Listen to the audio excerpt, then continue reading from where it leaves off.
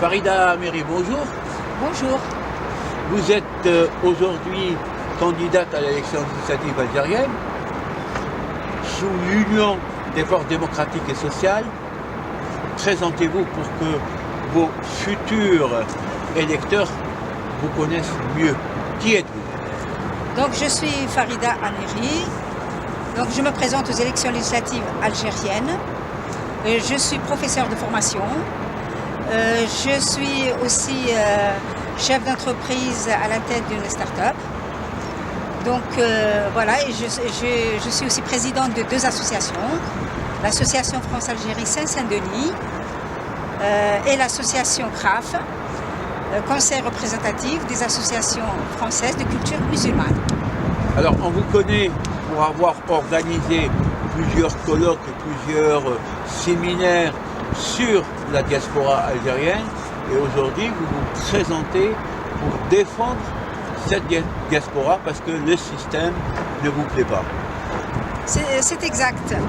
Je me présente parce que je veux absolument, je suis déterminée donc à fédérer et à unir notre communauté pour lui permettre de peser de tout son poids et de s'imposer dans la société et de se faire respecter.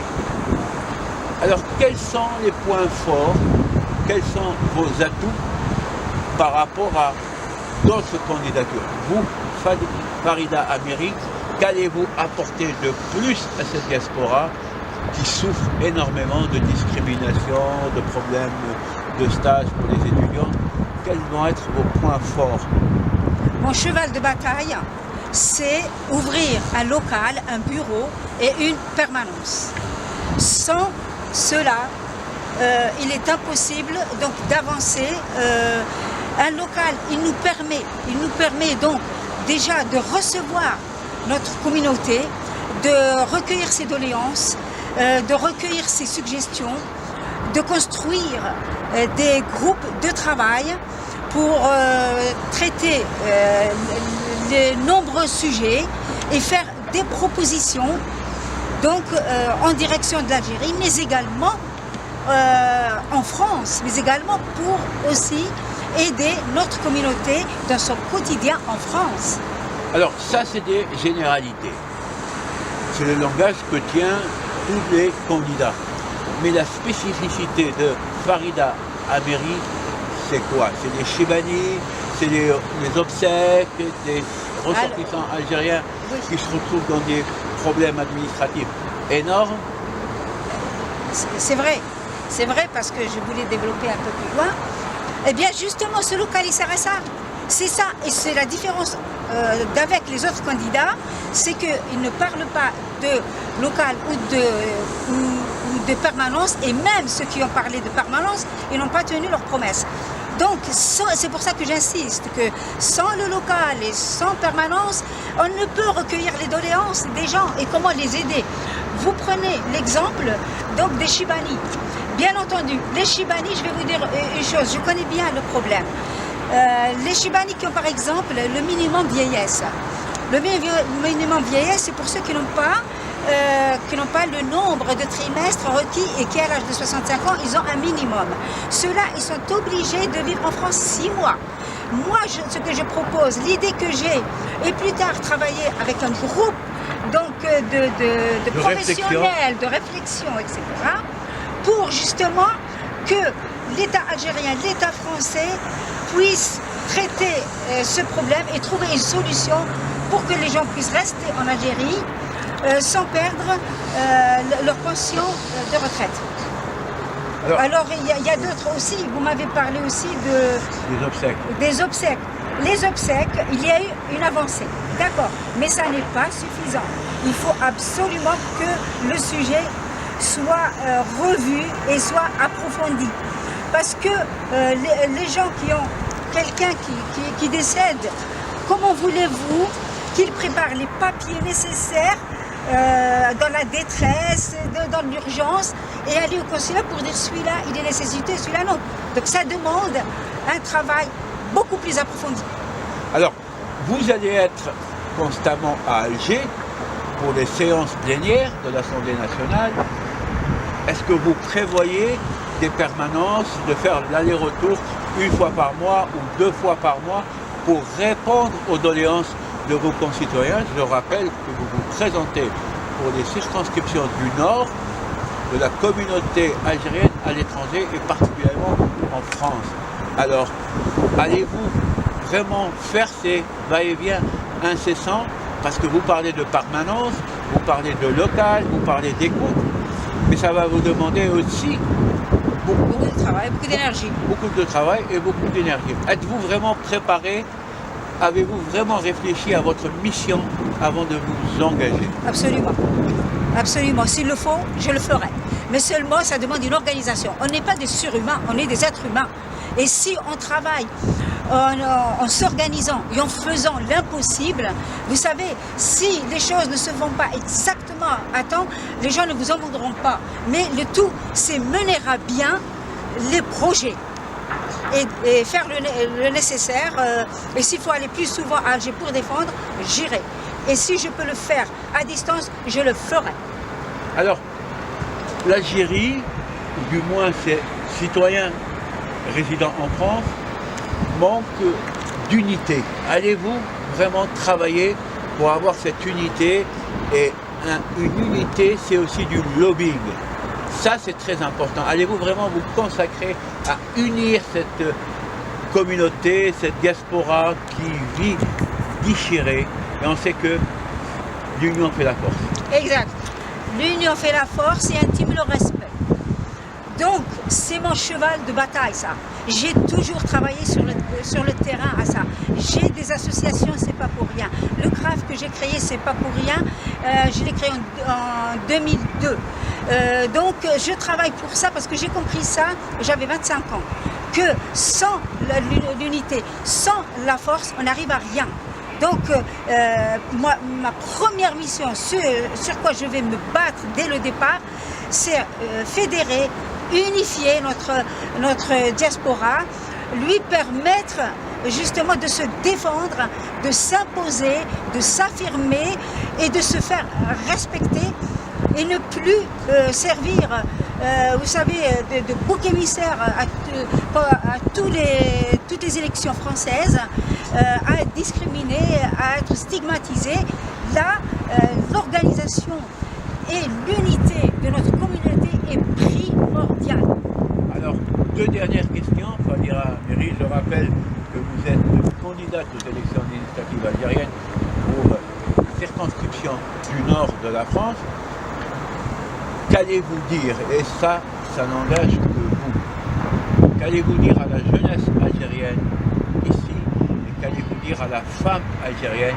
Parce qu'on s'est rendu compte que cette législature est une législature de parité, un homme, une femme. Et en tant que femme, que dites-vous aux gens qui appartiennent au même genre que vous? Ce que je dirais aux femmes, c'est de continuer à se battre. Les femmes sont toujours battantes. Je pourrais dire même plus battantes que les hommes. Donc je leur dis aussi qu'il faut s'unir. On unit notre communauté. Pourquoi ne pas unir aussi les femmes? Comme d'ailleurs, disons, organiser les réseaux par métier, par exemple, avocats, médecins, informaticiens, etc. Organiser aussi les associations par thème et puis les coordonner entre elles. C'est ça les réseaux qui font que l'on puisse constituer, comme vous disiez tout à l'heure, un lobby, une force. C'est comme ça. Et pourquoi pas la femme également? Et vous parlez aussi des jeunes, les jeunes aussi, mais c'est vraiment l'énergie, la vraie, le futur. Il faut aussi organiser, il faut savoir aussi les aider dans les écoles, les orienter, assister les parents. Tout ça demande une simple organisation. Et toujours dans un local, dans des bureaux, dans le local, pour pouvoir aider les gens avec les compétences énormes que nous avons en France. Mais aussi, il y a des gens qui veulent travailler bénévolement et aider. Mais ils n'ont pas un endroit où se réunir où s'organiser, où travailler les dossiers, où travailler les projets. Le local est impératif, la permanence est impérative pour recevoir les gens et pour les écouter et développer et solutionner les problèmes. Alors, quelles seraient vos prochaines démarches pour cette candidature? Allez-vous partir à Lille, Roubaix, parce que ça fait partie. Les élections ne se déroulent pas simplement à Paris, en Île-de-France. Quel est le langage que vous allez tenir pour les convaincre que vous êtes une candidate sérieuse, qui ne fait pas des promesses en l'air et qui va, par ses actions, les aider à plus aimer le pays natal de leurs parents, le pays où leur famille, toute leur famille est là. Parce que l'Algérie est à 2 heures de Paris, mais l'Algérie, elle est aussi à Marseille, à Lyon, à Roubaix, à Toussaint. Alors, qu'allez-vous faire pour vraiment les convaincre et les aider à aimer ce pays? Ben oui, les convaincre déjà, c'est aller au-devant d'eux, c'est les convaincre de tout mon parcours et de mon travail que j'ai déjà fait, toujours dans la fédération, dans l'unité, dans la force que je veux construire. Car quand on a une force construite et qui est organisée, coordonnée et qui représente encore une fois un lobby, là je peux les convaincre avec ça parce que quand ils sont organisés, ils se défendent eux-mêmes déjà. Ils se défendent eux-mêmes. Partout sur le territoire français, pas seulement de la partie nord. C'est ça mon travail. Et comment je peux les convaincre aussi? C'est parce que je travaille déjà depuis 20 ans à cela. 20 ans à unir la communauté et à en faire un poids qui pèse réellement de tout son poids. Et donc, c'est pour ça aussi que j'ai créé mon association, encore une fois, et même deux associations. Je travaille sur le terrain. Jusqu'à présent, je n'ai pas eu le temps et les moyens, car je travaille comme vous. Je travaille comme vous et j'ai peu de temps comme vous. Donc, avec le peu de temps et le peu de moyens, j'ai déjà fait énormément. Et j'ai travaillé d'arrache-pied pour l'unité et pour la force de notre communauté. Aujourd'hui, il y a une parité hommes-femmes dans ces élections législatives féministes. C'est une première. Et vous, en tant que femme, vous serez la première à défendre le genre. Quel est le message que vous souhaitez adresser aux femmes algériennes vivant en France? D'abord, je me félicite qu'il y ait la parité en Algérie.